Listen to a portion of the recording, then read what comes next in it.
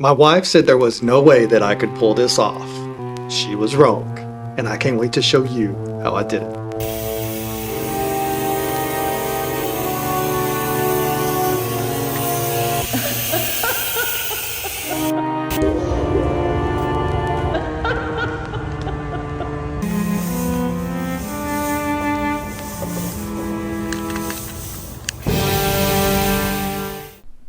Nothing says creepy haunted house like old weathered wooden boards nailed over windows and doors. But instead of raiding the lumberyard, I'm going to show you how to make realistic wooden planks out of foam insulation board that will look scary good. Now, all good projects start with either a trip to the garage or to the hardware store. So I'm off to Lowe's to pick up some foam insulation board that I'll be using for this project. The trick here is to keep it light and easy to work with, because when you're setting up a Halloween display, you want something that looks authentic but is simple to hang and easy to move around. Now, before you say, whoa, didn't know we were building a house here, Rick. Well, this isn't for walls. Well, technically it is. It's insulation, but this is XPS foam and it's pretty amazing stuff. Super lightweight, about 90% air is its composition, so it's easy to carry and move around. It can be glued together to build other props in your display, cut into any shape you need, and yet it's still going to have the strength to hold up in an outdoor display. So basically it's the perfect building block for Halloween illusions. Lowe's was out, so I had to make the epic journey all the way across the parking lot. 2 minutes to Home Depot. Honestly, the scariest thing this Halloween isn't my props, it's how close these stores are. I mean, who planned this? And if you're not one of the nearly 500,000 viewers who have seen my viral flying ghost video, well, go check it out after this one. And don't ghost me. Hit that like and subscribe so my channel can keep haunting your feed with Halloween fun. Here we are. Wow. The flying prop is in full effect. Alright, back to the build. Yay, they actually have it in stock here. Now you'll see that it comes in a few different sizes. I used the thin 1/4 inch version for the boards in this video. I only keep my props out a night or two. If you want something that handles the wind a little bit better, then go with the 1 inch. It's actually out of stock here. This that I'm touching here is 2 inch, and these are great for tombstones or other props. You can see those videos on my channel also, by the way.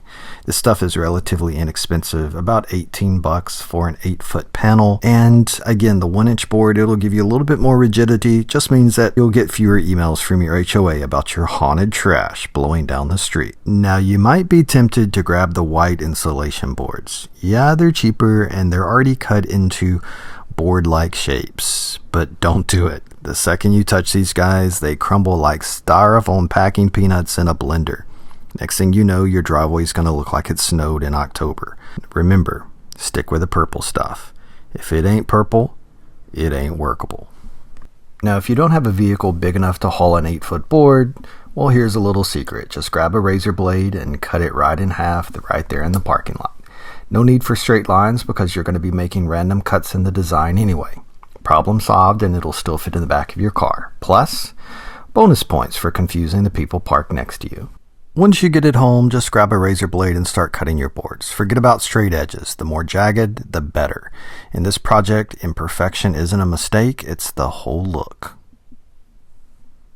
Now, in terms of the width of your planks, you're just going to want it to look realistic. I found that 6 inches works really well as a depth for the majority of my planks. 6 inches is the common size that you're going to find on a board piece of lumber if you were to go to the store and buy it. And so it just naturally is going to look more realistic to the eye. You'll find that also I've got some spots that are going to be closer to 6 inches and some that are a little bit wider, and then areas that are a little bit smaller. And that's because I've created, as I cut this board, to have a little bit of depth and variation in the size of the board as it goes along. Think about it. If you've ever seen an old decrepit house, a house that's boarded up, or you look at pictures of one, the board planks aren't going to be perfect. You're not going to have perfectly cut and square lumber boarding up a house. They're going to be different variations in terms of the board sizes and the width. And so having that little bit of variation in your boards as you create them, one, it makes it a lot easier for you because you don't have to have a perfectly square cut. You can just go with whatever whatever cuts you make, and it's going to look really good. I promise you. Look more natural and realistic also. Now that we've got our boards cut, we can move on to distressing them to make them look like wood. I'm going to use a steel brush. This guy was like $4.98. I picked it up last night at Lowe's. Any of the products that I'm using today, I will link in the product description down below, so please feel free to check that out as you're making a supply list if you want to do this project yourself.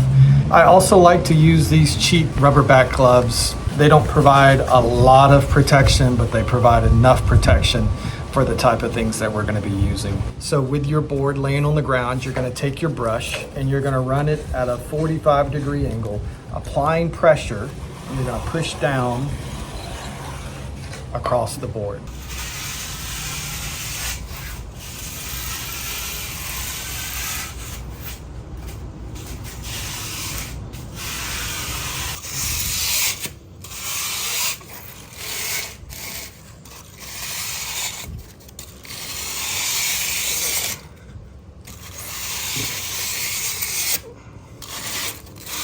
The mistake that I made with several of my boards was that I used my steel brush and I made my grooves before I took the protective plastic cover off.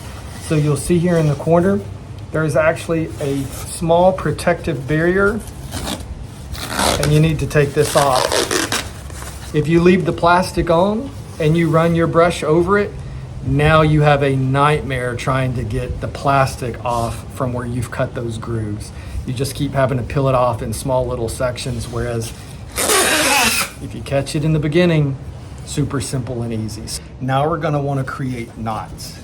This is what's going to give it that ultra realistic effect and really take these to the next level and make it stand out. So you can see I have multiple size knots in this board, just like you would have with regular wood. I've got areas where I've completely cut through so you can see the daylight behind for an added effect, because I'm gonna have a smoke machine and light behind this. There are areas though where I didn't cut it all out, just like on a normal piece of wood.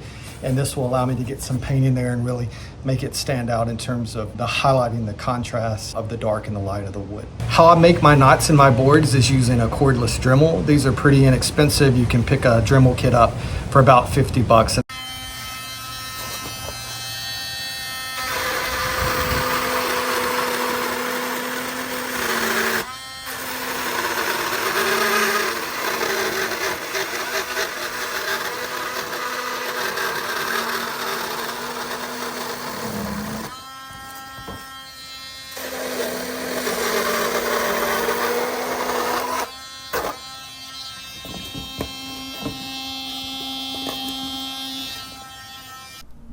Now, I can't be the only one who finds the sound of this Dremel on the styrofoam oddly satisfying. It's a little ASMR. What I'm doing is I am using my Dremel and I'm laying it flat against the board, and I'm just roughing up the sides to give a little bit of texture here. It really does add to the dimension and to the effect of the overall knots. There is no right or wrong way to do this. Just sort of go with however the Dremel leads you. I promise you, you can't make a mistake on this. It's going to look fantastic.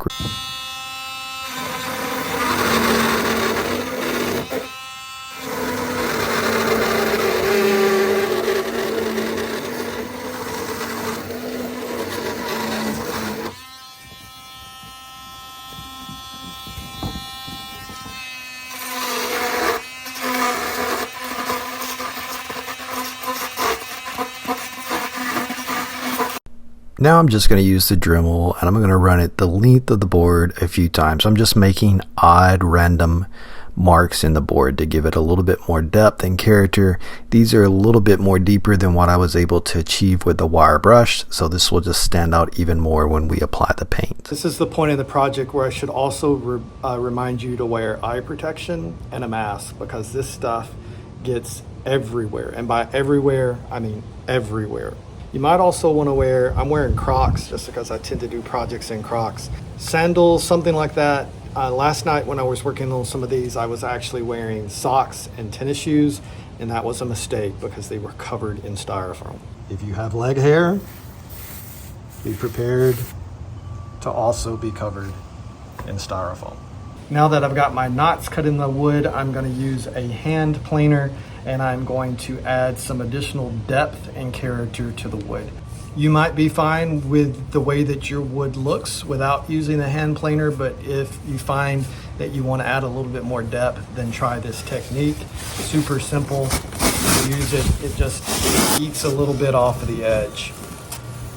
Non-planed edge, planed edge.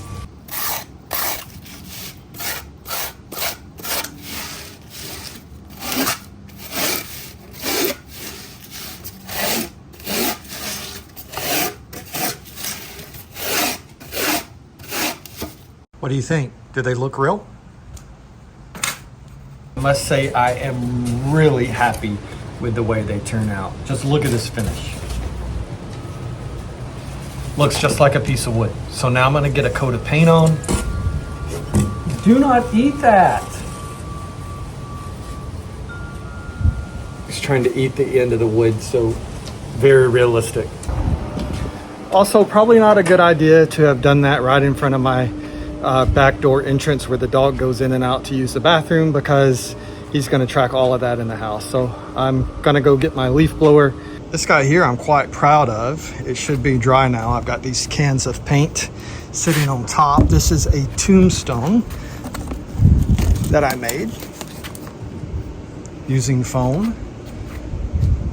Here's a Halloween tip for you. When stores start selling their Halloween items on clearance, you will get these very cheap styrofoam tombstones for like $1 or $2. Take those, and then you can cut out elements that you like, and you can use it when you build your own. So for instance, this skull, that came off of a tombstone that I paid $1 for that I just cut out. Also windy here today. That RIP, this is a very small tombstone that I paid 50 cents for, that I added onto the styrofoam that I cut out. So work smarter, not harder. Get some of this cheap stuff on clearance, and then build your own props that are really, really cool with them.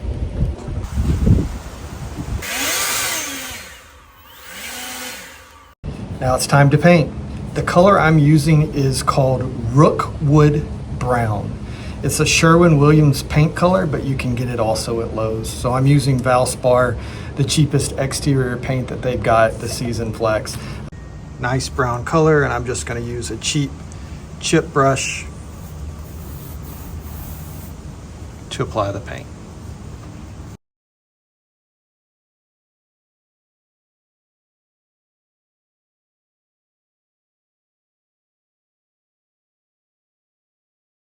Now that the base coat on my boards are dry, they look fantastic. And an added benefit, it only needed 1 coat of paint.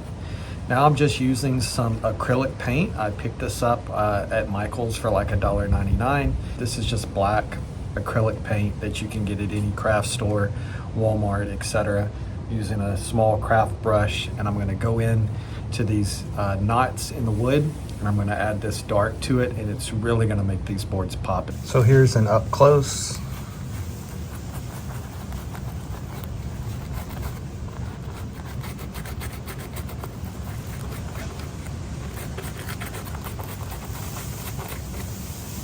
You can even leave some of the brown in there. See the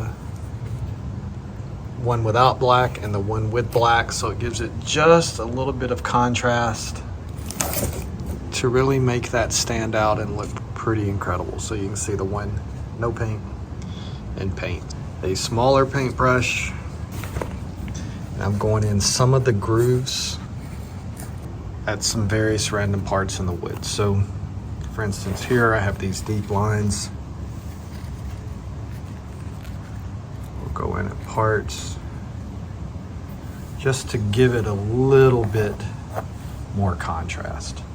That's it. Now all you have to do is attach over your window or your door opening. I use these 3M command strips. They held up perfectly and they were easy to remove. They're not really cost effective though, so I switched to hot glue halfway through. Hot glue will damage the foam when you take it off, but to me it just adds to that realistic look that the wood is damaged. Is this a project that you would tackle, or would you just swing by to admire the chaos? Let me know in the comments down below.